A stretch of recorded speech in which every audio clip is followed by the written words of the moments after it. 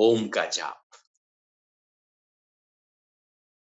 भारतीय संस्कृति का सबसे महत्वपूर्ण यदि कोई शब्द हो सकता है, सबसे ज्यादा उच्चारित किया गया शब्द यदि कोई हो सकता है, तो वह है ओम।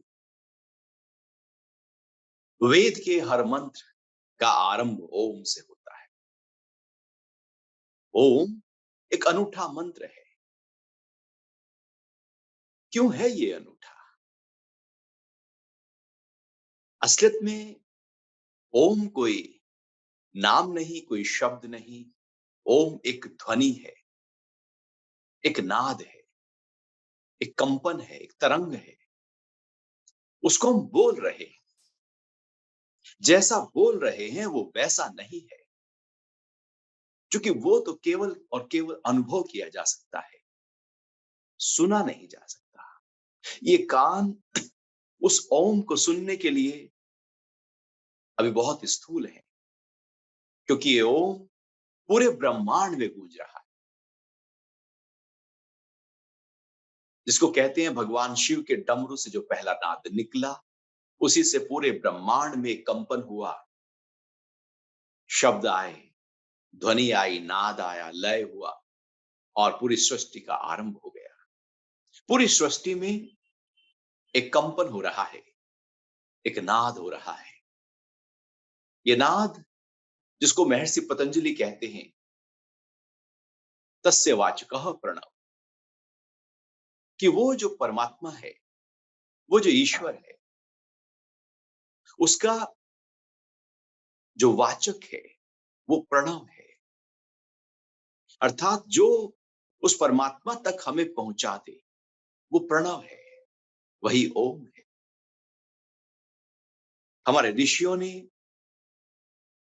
वेद की परंपरा से पहले जब ध्यान की ऊंची अवस्थाओं में, समाधि की ऊंची अवस्थाओं में ये ज्ञान प्राप्त किया। वेद का मतलब होता है ज्ञान।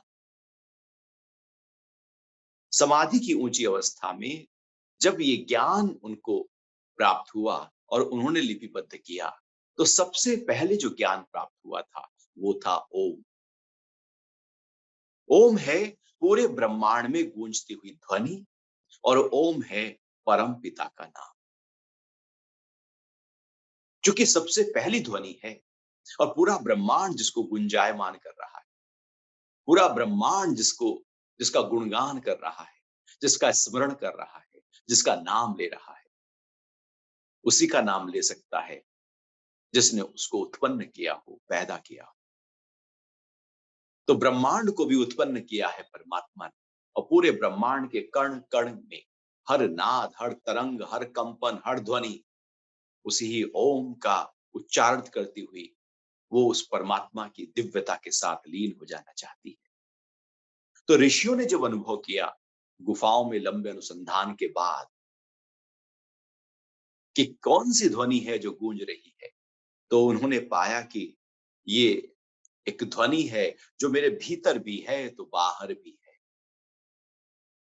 यदि वो बाहर है तो इसका मतलब भीतर भी होगी, क्योंकि शरीर बाहर के 5 तत्वों से ही बना है। जो बाहर था वही एक अलग रूप लेता हुआ चेतना के साथ, प्राण के साथ शरीर का निर्माण, चित्त, मन, बुद्धि, अहंकार के साथ, ज्ञान इंद्रियों के साथ में एक शरीर का निर्माण हुआ, लेकिन मूलभूत तो वहीं से ही सब आया है। तो अपने अंतरतम में भी उन्होंने ओम की ध्वनि को अनुभव किया, एक ध्वनि को अनुभव किया जिसको नाद कहते हैं, और इसका अनुसंधान किया, इसकी रिसर्च की, इसकी खोजें की।